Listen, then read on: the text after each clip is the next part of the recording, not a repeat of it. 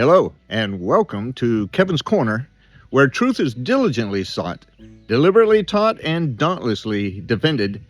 My name is Kevin Probst, and I come to you on this 24th day of June in 2026 to talk to you about a light that dispels all the darkness in our lives.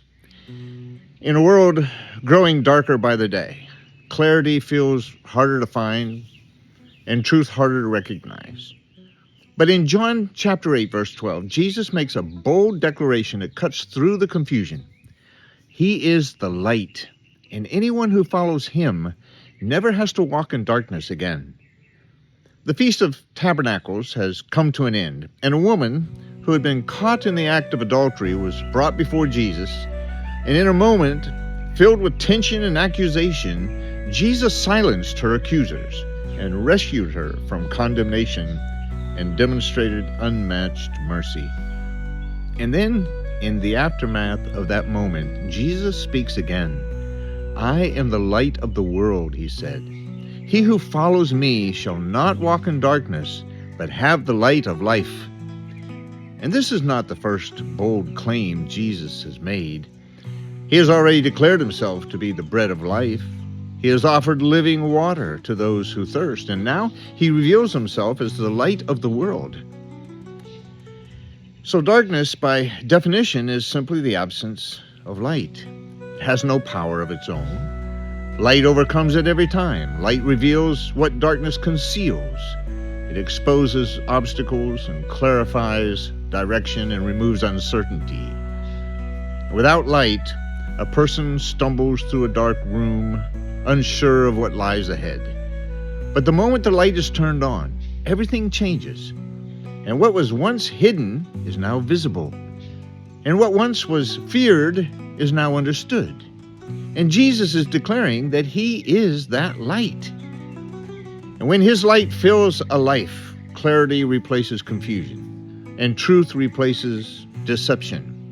And those who walk with him see what others cannot because they are no longer walking in darkness. Yet, not everyone understands this. Some hear the message of the light, but they cannot comprehend it. They may acknowledge that others see something, but they themselves remain in the dark. And why? Because they are spiritually blind. And Jesus addressed this in Matthew 15:14, warning, if the blind lead the blind, both will fall into a ditch. And this is the condition of many leaders and followers alike, moving confidently in the wrong direction because they lack the light. But Jesus doesn't just diagnose the problem.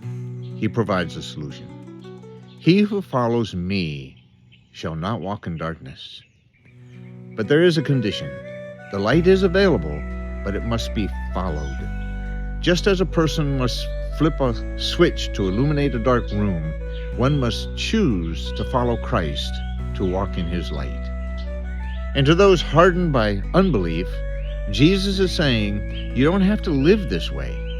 You don't have to stumble. You don't have to remain in darkness. Follow me, and you will have the light that leads to life.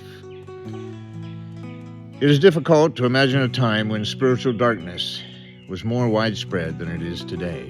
Truth is blurred, right and wrong are redefined, and many are wandering without direction, convinced that they can see. If there's ever been a time when the world desperately needed the light, it is now. Darkness is not the problem. Refusing the light is. And that light is available to all who will follow him. In this short message, if it was helpful to you and you know of another that it may be helpful to, please share this with them. And please help to spread biblical truth far and wide by liking and subscribing to Kevin's Corner, where biblical truth is diligently sought, deliberately taught, and dauntlessly defended. And until next time, live bravely and courageously.